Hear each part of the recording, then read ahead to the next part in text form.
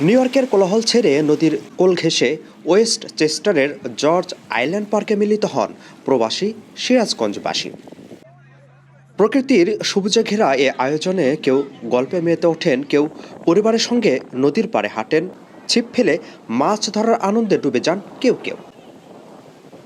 প্রবাসী সিরাজগঞ্জ জেলা সমিতির দিনব্যাপী এই বনভোজনের উদ্বোধন করেন আশা হোম কেয়ারের প্রেসিডেন্ট আকাশ রহমান। এই ধরনের পিকনিক শুধু না, ফ্যামিলি যে গেট টুগেদারগুলো হয় সেখানে যেন বাচ্চাদেরকে নিয়ে যাওয়া হয়, তাহলে কিন্তু বাচ্চারা আপনাদের কালচারটা শিখতেছে। অনেকেই আছে যে বাচ্চাকে রেখে পার্টিতে যাচ্ছে।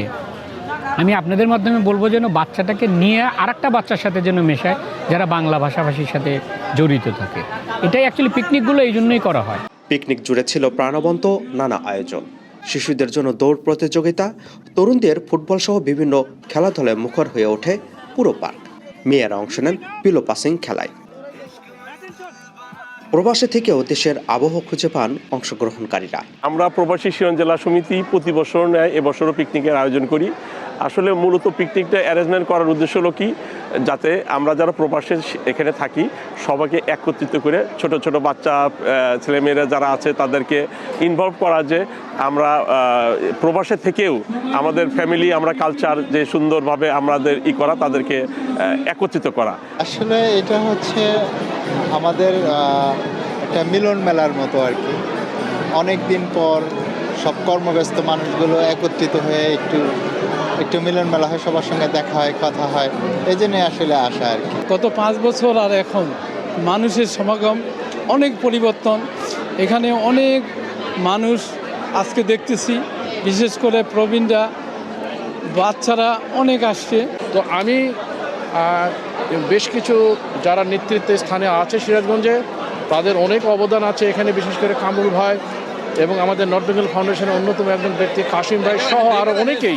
এখানে এসে আমরা খাবার জন্য আসিনি, আমরা 10 জন মানুষের উপভোগ করতে আসছি, 10 জন পরিচিত মানুষকে দেখতে আসছি, তাদের সব কিছু, তাদের কালচার, আমাদের কালচার এক করতে আসছি আমরা এখানে। খেলাধুলার পাশাপাশি সবার জন্য পরিবেশন করা হয় দেশীয় নানা স্বাদের খাবার।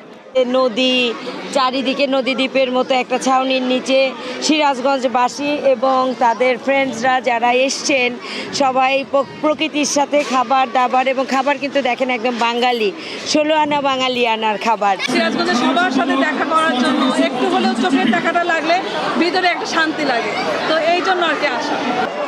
আমরা প্রবাসী সিরাজগঞ্জকে আরও শক্তিশালী একটা সংগঠন হিসাবে গড়ে তুলব, এই আশা ব্যক্ত করি। এভরিবডি আমরা সবাই উদ্যোগ নিচ্ছি যে এইবার পিকনিক আমরা হিস্ট্রি করব, এবং আমরা চেষ্টা করেছি আমাদের সাধ্য মতন, এবং আমরা এত লোকের আয়োজন করতে পেরেছি। সময় তো এখানে কাজের ব্যস্ততার মাঝখানে তো আমাদের গেট টুগেদার হয় না, so this is the only way যে আমরা গেট টুগেদার করি। টু বি অনেস্ট, এটা আমার প্রথম পিকনিক এই বছরের, সো আশা করি আরও কয়েকটা যদি অ্যাটেন্ড করতে পারি এই সামারের মধ্যেই, আবার ইনশাল্লাহ সামনের বছর।